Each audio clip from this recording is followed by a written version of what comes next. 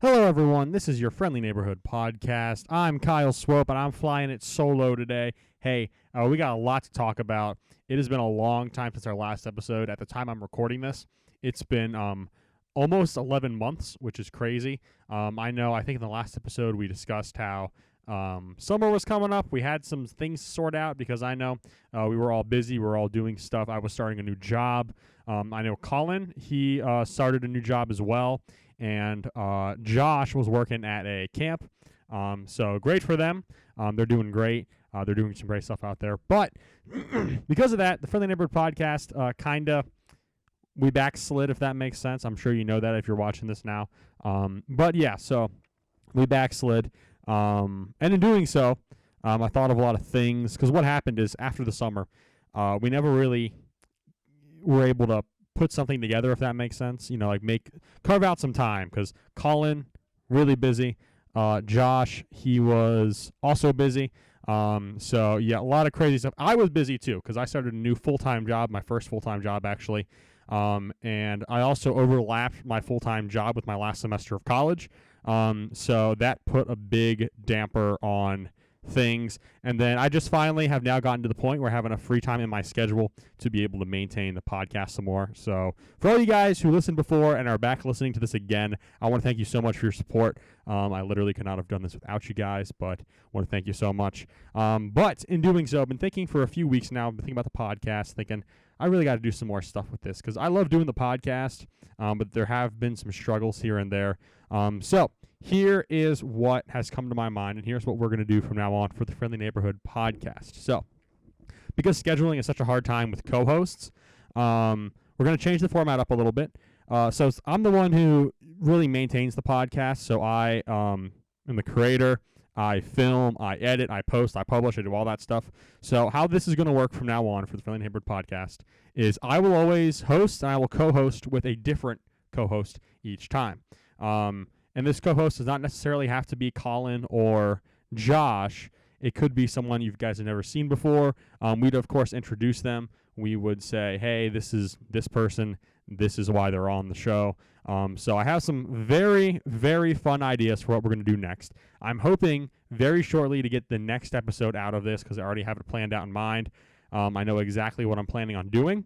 But yes, so it should be good. Should be very, very good. I'm very excited to try out this new format. I think it's going to help us put out a lot more content. And how we're going to focus this too is my co-hosts, I'm going to ask them, what do you want to talk about in the episode? Like, what superhero-related fandom do you enjoy the most? And then we're going to make our episode based on that. We will still be doing reviews and things. But yeah, that's just kind of a rough overview of what the podcast is probably going to look like from this moment on. Of course, as these things on the internet goes, things change, things will fluctuate. So as of right now, this is the new game plan. This is what we're going to do for the future until something else changes for us. But there you guys have that. Now, the rest of this episode, we're going to dive right into, because we've been gone for so long, I'm not going to do formal Friendly Neighborhood podcast reviews. However, I'm going to give you my personal reviews of all the movies I've seen that we've missed that have come out from last year till now. So I'm filming this here in the middle of April.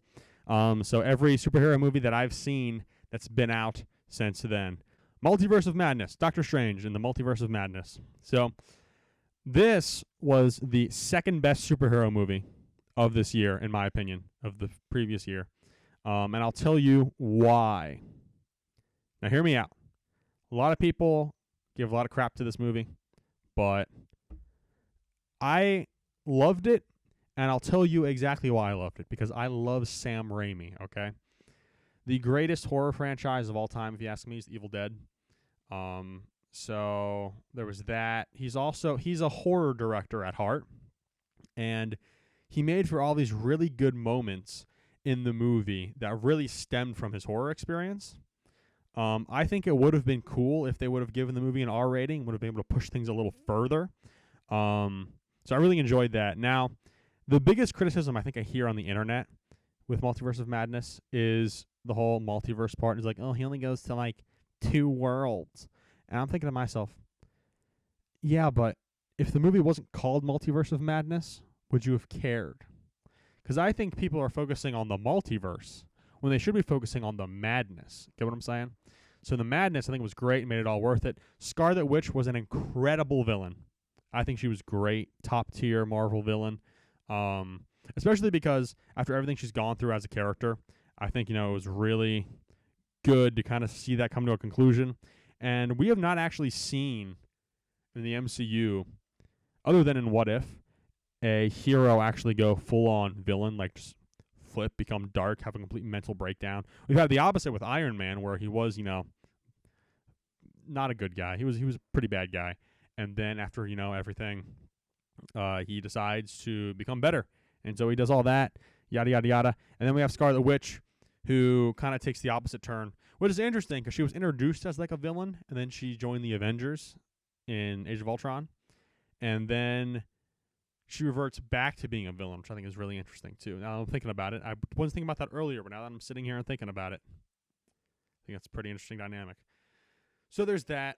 I thought the movie, again, it was good. I enjoyed it. America Chavez, I thought she was a pretty good character. I know literally nothing about this character from the comics. I know that she exists. I know her name. That's probably the extent of it. But they introduced her. I thought she was enjoyable as a character. So yeah, not really complaining there. I think that was pretty good. Zombie Doctor Strange at the end of the movie, so good. The stakes were really high, I think, too, in a lot of ways. So I really enjoyed it. I love Sam Raimi. I love his work. Also, we paired Sam Raimi and Danny Elfman together again, like in the Spider-Man trilogy, which is amazing. So I love seeing that. I think I make a good case for this movie as far as I'm aware. The thing with movies and any type of art, though, it's really subjective. So I think the important thing is, even if you don't like something, if you can understand why other people do like it, that's very important. So, like, I'll use the example of The Batman again. The Batman, I didn't like it personally. I would not give it a high rating. In fact, I didn't really give it a high rating compared to other Batman films. But I understood why other people would like it. I still don't understand why diehard Batman fans like it. That's my biggest... I don't understand that. But I digress. Multiverse of Madness, I liked it a lot. I really liked it. So, 8 out of 10, baby. Morbius. So, Morbius, it was very meh. It was basically like everyone said it was. It was not good. Funny story, actually. So, when I was watching Morbius, I never saw it in theaters because I thought it doesn't look that great. I don't know the character super well. I don't really care about the character a whole lot. I wanted to see it eventually. When it became a meme, I was like, okay, I want to see this movie, but I also don't want to spend money on it. So the perfect opportunity came. I could not think of a better situation that I saw this movie in. But back in July, I was going on a business trip, and I was actually flying out to Texas. And during that time, I flew out to Texas, and on the flight to Texas, Morbius was playing on those cute little not window, you know what I'm saying, cute little screens on the back of the plane. So I watched it on a plane, probably at I don't know,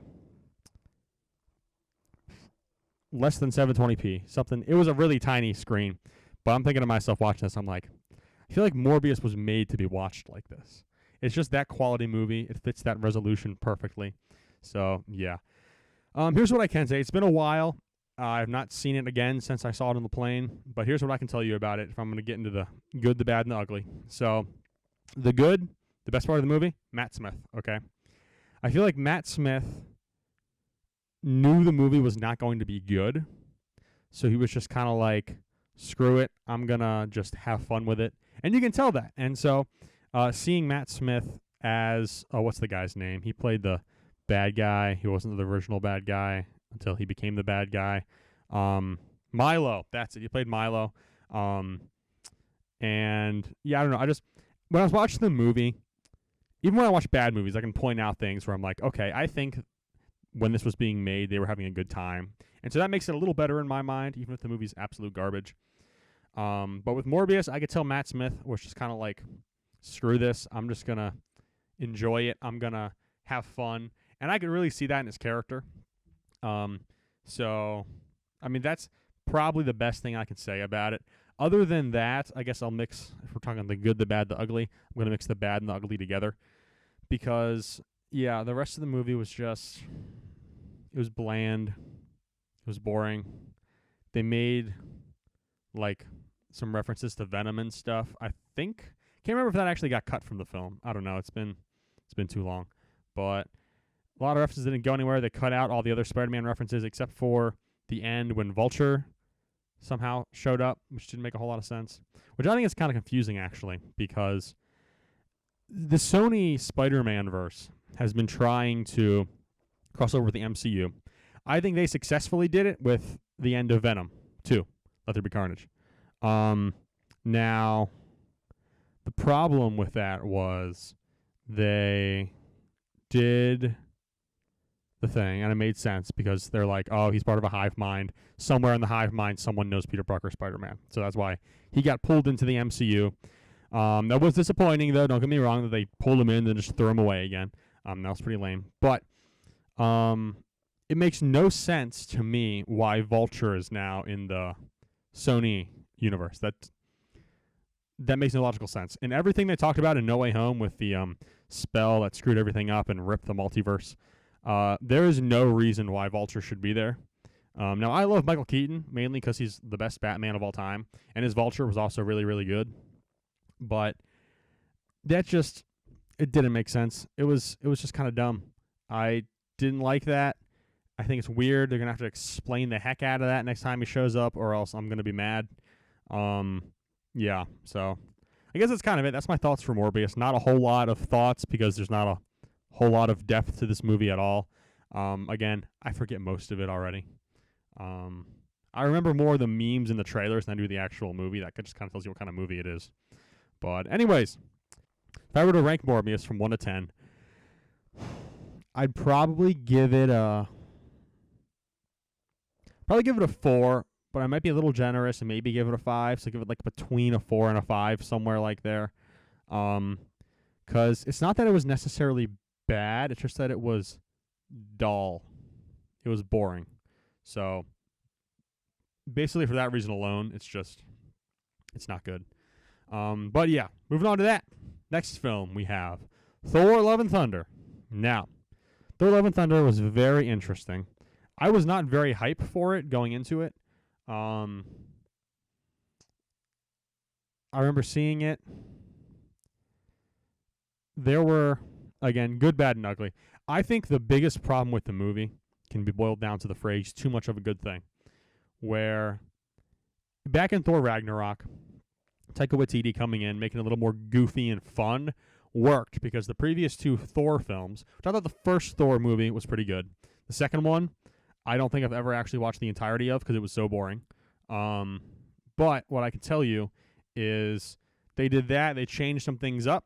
They made it more fun, but they also made it really cool and threw in some, classic Thor characters as well, like Valkyrie. She showed up and everything. Yeah.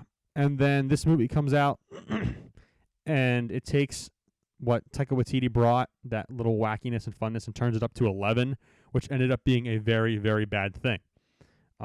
Because you cannot take Thor seriously at all.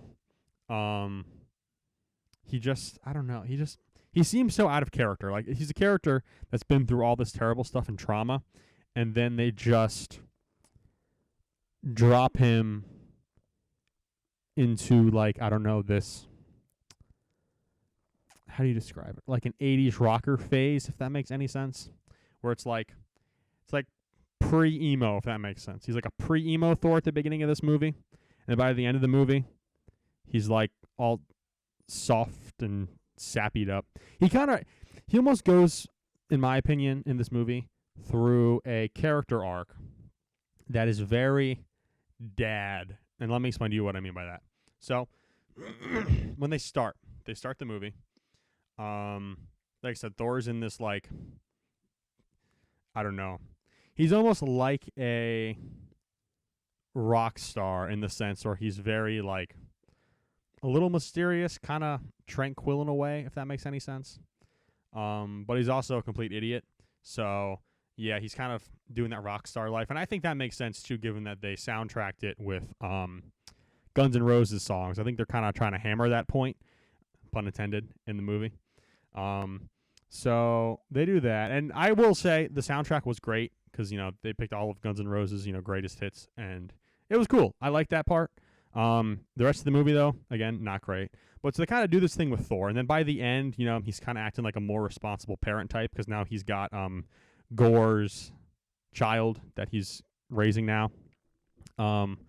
Which I'm kind of like either way about it. I really don't care about that plot point a whole lot, if we're being completely honest.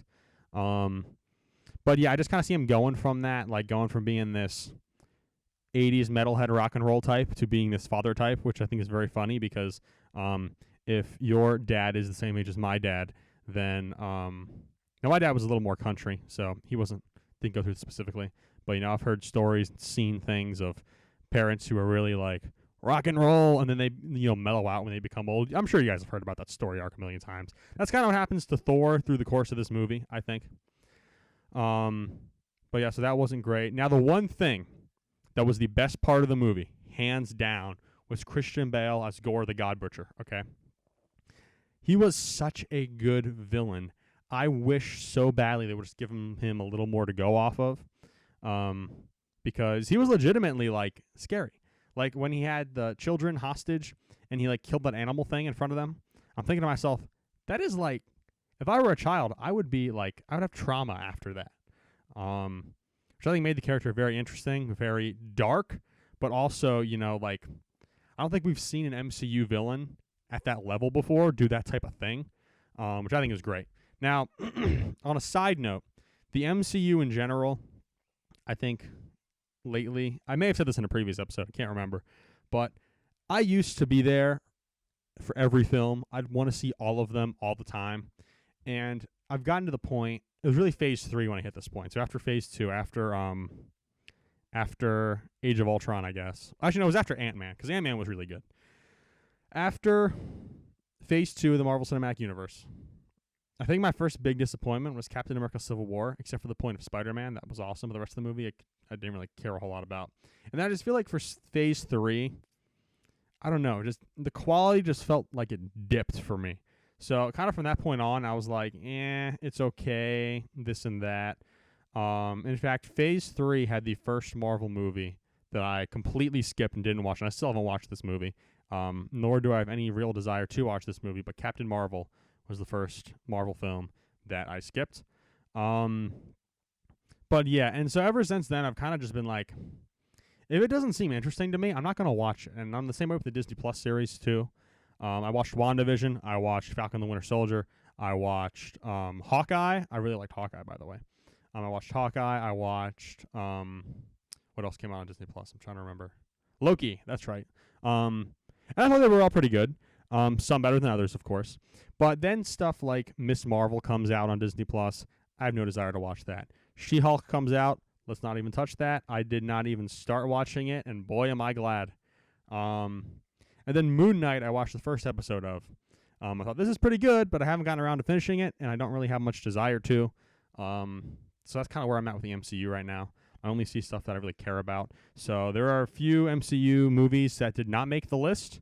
I'll discuss them later in this episode, so stay tuned, guys. But I think that's kind of all my thoughts on Thor Love and Thunder. Thor Love and Thunder. If I were to rank Thor Love and Thunder, I'd probably give it a 6 because it had I don't know if I would want to call them redeeming qualities, but I have more good things to say about it than Morbius. It was not bland and flat. It just wasn't very good, if that makes sense. It's like, again, I used this phrase earlier, too much of a good thing. They took what made Thor Ragnarok so good, and they just overwhelmed us with it, and that was too much. It was too much. So yeah, a bit of a shame, but give it a 6. This brings us to our next movie, which is DC's League of Super Pets. Now, Super Pets, it was pretty good. It's definitely, I'll put it like this, it's not my type of movie. I like animation, but I'm not like crazy for it, if that makes sense. So it was okay. I think the voice cast was good. Honestly, I can't remember a whole lot of the plot, if we're being completely honest. I just remember thinking like, that was all right, watching it. So It was good. But I don't know. I guess it's just not my kind of movie. So I really don't have a whole lot to say about it. I mean, I'll try to rack my brain to remember everything I can. But I will say, I think this kind of leads into another problem, which I'm going to address in the next movie we're going to talk about. But Dwayne "The Rock" Johnson. So, The Rock, don't get me wrong, I think he's done some good movies. I don't dislike The Rock. I'm not one of those Rock haters. There are a lot of those out there, it seems. But something, I think this plus Black Adam got to his head. And I think he thinks that he's a big DC hotshot, which, again, I don't want to get too much into now because the next movie that I'm going to bring up, I will talk about. But, yeah, he's okay. But I will say The Rock and Kevin Hart, that's a fun combination. I'm kind of getting tired of it, though, honestly. Because you had Kevin Hart, who voiced Ace the Bat Hound, and Dwayne Johnson, who voiced Crypto the Superdog, which that's something else I want to bring up, too. I watched the Crypto the Superdog animated TV show on Cartoon Network growing up. So I love Crypto as a character solely because of that. He's an absolute favorite of mine. So that was great. The fact that The Rock was in it voicing Crypto, I didn't really care about. I'm like, it's still the same character for the most part. They're both very different Cryptos, though, because in the show, this Crypto was like, he kind of had the sense of justice as Superman, but he was a lot more naive because, he's like the only super pet he knew of.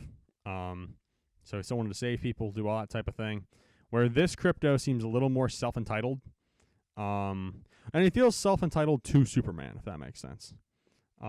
Meaning, because part of the plot that happens, I'm remembering this now, is Superman's getting ready to propose to Lois Lane, and Crypto's super jealous because he knows that it's going to get taken away from him, that his buddy, good old Soups, is going to lose his attention in time, so he's having a little bit of a crisis there. Plus, a bald hamster who idolizes Lex Luthor takes away his powers and stuff. So, yeah, I mean, it was okay. I will say, Keanu Reeves as Batman, that's great. I heard about that casting, and I'm like, boom. Which, might I say, the Justice League casting was awesome for the voice actors. I can't remember everyone who voiced everyone, but I specifically remember Keanu Reeves as Batman, because that's just awesome. Who would not want to see Keanu as Batman? And then we had, why am I blanking on his name? John Krasinski, that's it, as Superman. So I enjoyed that a lot, too. That was really fun. John Krasinski, obviously, Jim Halpert from The Office. He was also in Multiverse of Madness as Mr. Fantastic. Super Pets. Yeah. Again, it was all right. Score-wise, I'm just going to give it a generic 7 because, it's good. Can't really say anything negative about it, except for the fact that personally, it was all right. I'd probably rather watch it more than some other stuff, but also not at the same time. So that's that. Moving on to the next one we got here. We got Black Adam. So I talked about The Rock and things of that nature. So here's the thing with The Rock and Black Adam as a movie. I actually really enjoyed this movie. I think, in my opinion, it was the best superhero film to come out last year. Because honestly, I don't think we got a whole lot of good films last year. As we talked about in our Batman review, I did not really like the Batman. Multiverse of Madness, that one I did like. Yeah, the Batman, didn't care for. I didn't think it was that good. And then, the Marvel stuff we've talked about, it was all right. But I think my favorite superhero film that came out was Black Adam. And let me explain to you why I liked Black Adam so much. With the Marvel Cinematic Universe, they care about continuity and crossovers a little too much, I think. Now, if you would have asked me that 10 years ago, or if you would have said that to me 10 years ago, I would think, are you nuts? But here's the problem. Now, in the Marvel Cinematic Universe, there is not a single film that does not cross over another character that does not belong in that franchise, which is not necessarily a bad thing, but something I'm tired of. Because, let me give this example. Let's go back to Thor: Love and Thunder. The Guardians of the Galaxy. Now, I love the Guardians of the Galaxy wholeheartedly. They're probably my favorite they are my favorite MCU franchise, just straight up. Spider-Man, debatable. Those two are like neck and neck. But Guardians of the Galaxy, I love the Guardians of the Galaxy. But really, they didn't need to be in Thor: Love and Thunder. They didn't really do anything for the plot at all, really. I know that's kind of where they left it at the end of Endgame, but like, they didn't need to be in there. If they don't need to be in the movie, don't put them in the movie. I always think back to Citizen Kane, which is probably the greatest movie ever made, if you were to ask me. Not in terms of enjoyability, but in terms of a well put together film. And in Citizen Kane, there is not a single detail that is shared that is not important in the film or does not add something. Whereas the Guardians of the Galaxy did not add anything to Thor: Love and Thunder. So the MCU has that problem of crossing over when crossing over is not needed. This movie, Black Adam, it had, I think, two characters from the broader DCEU, which, again, we're going to get to that a little bit later. I'll talk about that at the end of me talking about this movie.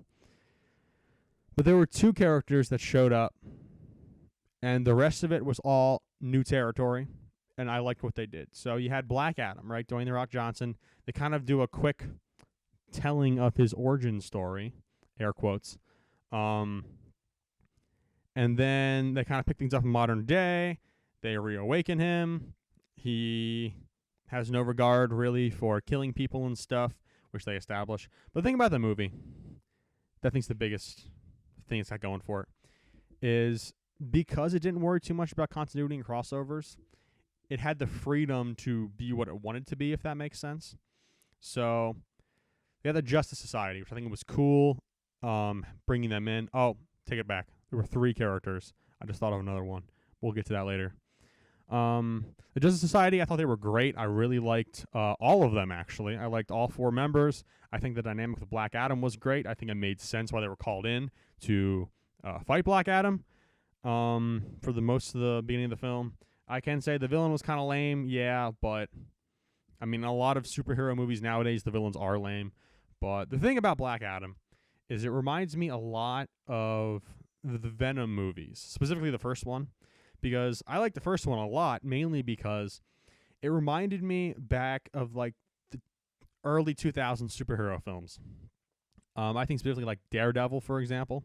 Not that Daredevil's a good movie, but it's like it's edgy and dark. It kind of takes itself seriously, but it kind of doesn't. And it's just like Venom was just a fun film. I think Black Adam was a fun film. So I enjoyed it quite a good bit. So, yeah, that's Black Adam in a nutshell. Now I'll elaborate a little more on stuff. Black Adam is still a problematic film for DC. Now, of course, they announced this year, which we didn't cover, but I am very excited for this, and I'm going to tell you why here in a minute. James Gunn with the DC Universe, he is taking that over. They're going to reboot some things with the Flash movie, and then, so that'll be that for them. Now, I'm going to defend James Gunn up and down because every superhero movie that I've seen that he's done, I think it's been great. I haven't seen the movie Super. I know it's not based on anything, but there's Super, Brightburn. Okay, I like that movie. He produced it. I think he wrote it. I don't think he directed it, but I like that movie a lot. A lot of critics didn't, but I enjoyed it. It's a new twist on the evil Superman twist, so I enjoyed that. And then, of course, Guardians of the Galaxy Volume 1 and 2. Both are really good. First one's still better, don't get me wrong, but both are really solid. And then the Suicide Squad was great. That was one of my favorites from last year. So we did the Suicide Squad. He did that. So I think he's got a really good track record with these films. He also, I think, seems really passionate about it, too. So all those things together, I think, is going to be good. I think most of the people who are mad are just mad that Henry Cavill's not coming back, which, yeah, it's sad because Henry Cavill was great in the role. He announced he was coming back after his cameo at the end of Black Adam. But that whole thing was really shoddy. And Dwayne The Rock Johnson, he kind of came in and was acting all high and mighty like I am the savior of the DC extended universe, which is not true at all. And there's a little bit more we'll get into about this movie after I'm done talking about this movie, getting ready to talk about the next movie. But first, I got to rate this one. Black Adam, I'm actually going to give an 8, honestly. Almost solely because it was fun And I feel like superhero movies aren't as fun as they used to be. And this one was fun again. So if I were to make a red hat with white words on it, I'd say make superhero films fun again. Because that's what I think we need. I think this movie was fun. It didn't care a whole lot about stuff, but it was good. The three characters, by the way, that it crossed over with Superman, obviously, Henry Cavill, and then it had Amanda Waller and Harcourt from Peacemaker and the Suicide Squad. So yeah, I think it was good. I give it an 8. I think it was pretty good. Best superhero movie of 2022, if you were to ask me. Now, getting into the next movie, we have Shazam! Fury of the Gods. Now, this is the most recent superhero film that I've seen in theaters, that is, like, that came out this year in 2023. It was not bad, but it was disappointing. Very disappointing, in fact. So, the problem with it, what made the first Shazam so good, is it really capitalized on the idea of you have a kid who says a magic word, becomes a superhero, and the superhero looks like an adult. So everyone assumes he's a grown man. From what I've heard, I haven't seen this movie, but the movie Big was a big inspiration for this movie. And there's a few nods to it here and there, like when you see the piano in the toy store, that type of thing. In the first movie, that is, not this one. So there's that, which is good. I thought the first movie was really good. And a lot of really fun hijinks happen when you have a child who can act like an adult. So that's a lot of fun. I really like that aspect. I think that's what made the movie, if you ask me. Plus, it had a really good, heartwarming, family-friendly, feel-good message about family. That's what it was about. This one also has that, but I still think it kind of falls short because it's not as strong, I think. And so let's point something out here, too. I think I mentioned earlier in this episode how villains are really important because, a good villain can really make or break a story. This movie did not have good villains. I think that the acting was fine, but, I could care less about these villain people. I forget all their names, but they were the three sisters, the daughters of one of the demigods or whatever. So that was kind of lame. They also spent most of the time in the Shazam form, which, I kind of would have liked to see the kids a little more. But from a filmmaker's perspective, I think it kind of makes sense why they would do that because, they're all getting older. They're all growing. That's the problem with working with child actors. So, it may have been a smart call in a way. But yes, it was okay. Didn't have the right amount of hijinks. I think the best part of the movie was at the beginning when they're saving the people on the bridge. That, to me, was the best part. The plot itself was kind of boring. It was dull. I'm also thinking to myself after watching this movie, I wonder how much money Skittles paid this film for the product placement because it was wild. I'm not one of those people who gets really mad at product placement. Sometimes I think it's hilarious. In this movie, I thought it was kind of hilarious. But yeah, I think clever product placement can be great. Everyone talks about the movie Wayne's World because there's a clip from it where they've got 5 or 6 product placement stuff in a row, and it's just funny because they're using product placement as a joke when they're talking about not selling out. So it's really funny. So product placement can be done well and can be done good. I think it was done okay in this movie. Again, Skittles, though, kind of crazy. Taste the Rainbow was everywhere. But yeah, so that was interesting. I love seeing Zachary Levi in the role as Shazam, Billy Batson, great stuff. Asher Angel, he was in the movie for I think 7 minutes. I saw someone post on Twitter. I don't know if that's accurate or not, but it sounds accurate. Because, yeah, he was hardly in it at all. So, yeah, again, it was fine. It wasn't great. It was not as near as good as the first Shazam movie, which was amazing, I think. The one thing that they did capitalize on, which was good, was so they put more Freddy in the movie, more Freddie Freeman. That was a good call, I think, because everyone loves Freddy. He was hilarious in the first movie. He's still funny in this movie. But yeah, so it was interesting, I think, to say the least. I also thought it was cool how they kept losing their powers and getting them back. I think that made for a really interesting dynamic. I think it also made it interesting that by the end of the movie, the only person with powers again is Billy, which I think is a good call too, because it is Shazam after all. And although we love seeing the Shazam family, I think it was good because it made the final battle only be between him and this dragon with middle sister or whatever. So yeah, it was all right. I mean, I'd probably give this one. See, this is tough because I feel like a 6 would be too harsh, but I don't really want to give it a 7. But I guess I'll give it a 7. So, guess there's that.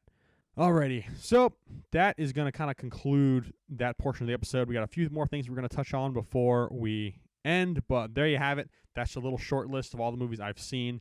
Now, there are a few movies that I have not seen that are big ones. 2 of them I can think of specifically. And those ones are Wakanda Forever, Black Panther, and Ant-Man and the Wasp, Quantumania.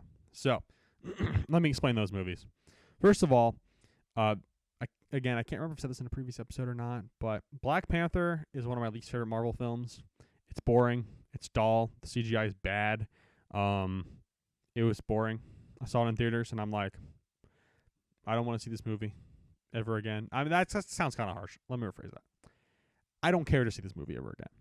Not that I would never watch it again, but like, if I'm on TV and there's literally nothing on but Black Panther, I might give it a watch. But yeah, it just didn't care for it. The only character that they introduced in the first movie I cared about was Shuri. I thought she was great. In Wakanda Forever, it's a sequel to Black Panther. I did not like the first Black Panther, and given the rules that I explained earlier in this episode, if I don't care enough about it, I'm not going to watch it, and that is what happened. I did not watch it. It's on Disney Plus right now. I still haven't watched it, nor do I have any plans to. If someone wants to talk about it really badly on the show, maybe I'll give it a watch for their sake, just so we can discuss it. And then maybe I'll actually come to an opinion. Who knows? Maybe it'll actually be really good. I doubt that, honestly. The next movie, Ant-Man and the Wasp, Quantumania. So, I do want to see Quantumania. The thing is, again, the hype for it, I just didn't feel. I was not very excited for it. The first Ant-Man was great. Ant-Man and the Wasp was pretty good. Not as good as the first Ant-Man, if you ask me. But this one, I wanted to see it. I wanted to see Kang. I wanted to see all that stuff. Because the first 2 Ant-Mans were decent. But the marketing didn't really do anything to appeal to me, except for use the song Goodbye Yellow Brick Road by Elton John in some of the trailers and stuff. But it just seemed very, I don't know. And then when it actually came out and I started getting reviews and stuff saying it was mid, I was like, So it's not on Disney Plus yet. When it comes on Disney Plus, I'm definitely going to watch it. Then I'll make a informed opinion on it, and I'll let you guys know, hopefully. But yeah, so that's kind of those 2. I'm looking forward to some stuff. I'll tell you what movies I'm most looking forward to, superhero-wise, this year. There are 2 big ones, okay? Actually, 3 big ones I'm really looking forward to. The first one, Guardians of the Galaxy Volume 3. I explained a little earlier how much I loved that movies. I loved those movies. I loved the franchises. They're great movies. And I am beyond excited for Guardians of the Galaxy Volume 3. I will be there opening night. It's going to be good, I'm hoping. They're doing something very different with Awesome Mix Volume 3, which is, I think, is really cool because they're throwing in some more like alt rock and stuff, and they're not really doing a 70s soundtrack like they did with the first 2 movies. So I think that's pretty interesting. It's a change up, but also the thing I find so ironic is the first Guardians of the Galaxy movie. It kind of set a lot up in my life for music and what kind of music I like and listen to. And then just kind of naturally over time, my music taste has evolved. And I have over the past year or 2 been really big into punk rock and alt rock and stuff. And so I think it's just crazy and ironic, and I absolutely love that this movie is going to have so much alt rock. It's prominently, I think, going to use. I'm predicting this because it's in the soundtrack that's been revealed so far. But the song "Creep" by Radiohead, that is probably one of my favorite songs right now. I love the song, and then I see it's on the soundtrack, and I'm like, wow, that is crazy. How it's like, I put it like this: we started at the same starting point. think of it like a math problem. We started the same question, okay? That was volume 1 when I set my music taste and stuff like that. And then we both kind of went our separate ways after volume 2. And then we ended up coming back to the same conclusion almost and the same type of music that we like. So I think that's really cool. I'm so excited for this movie. I'm also really excited to see how it all ends. I absolutely love the new team costumes, the blue and red ones that we've seen. I think it looks great. I'm predicting Star-Lord's going to have a new helmet that's going to look like his more classic comic accurate helmet, which I'm very much hoping for because I love that design.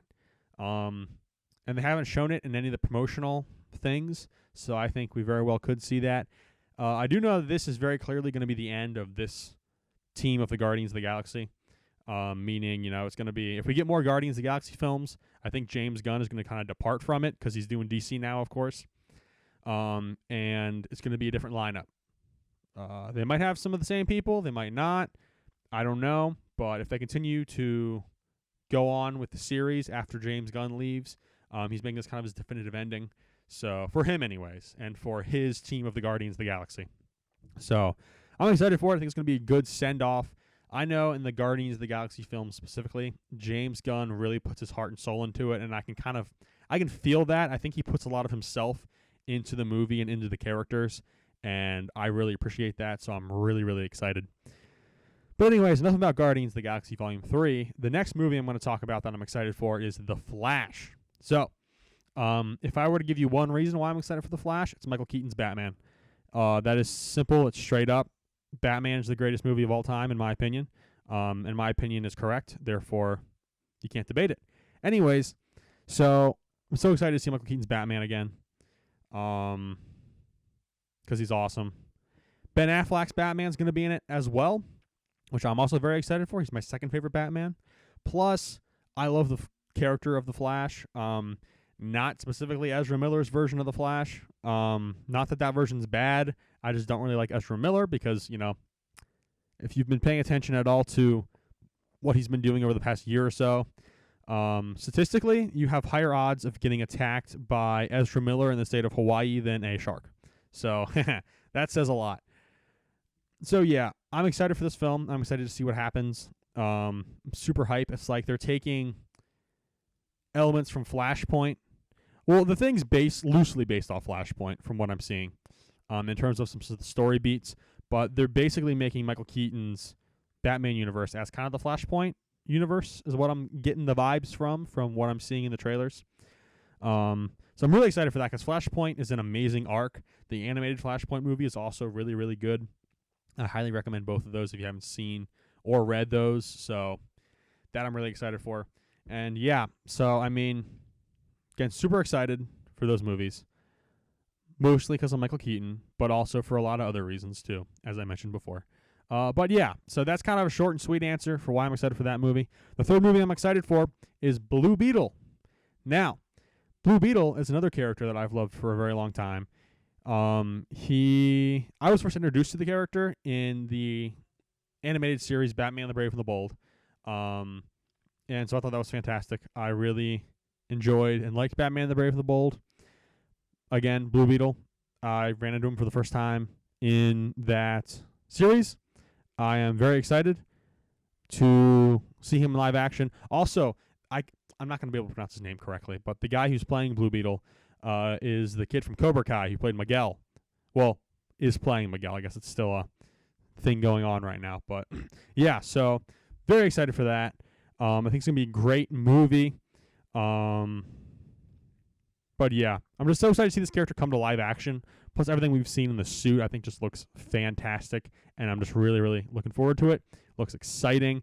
And I'm excited to see where James Gunn's going to take this movie and put it into his DCU. Because it's going to be the first DC Universe movie in the post-Flashpoint movie, post-The Flash. So I'm really excited to see that and see where it goes and how James Gunn takes this and how this character is going to be used as a larger part of the DC film universe as a whole.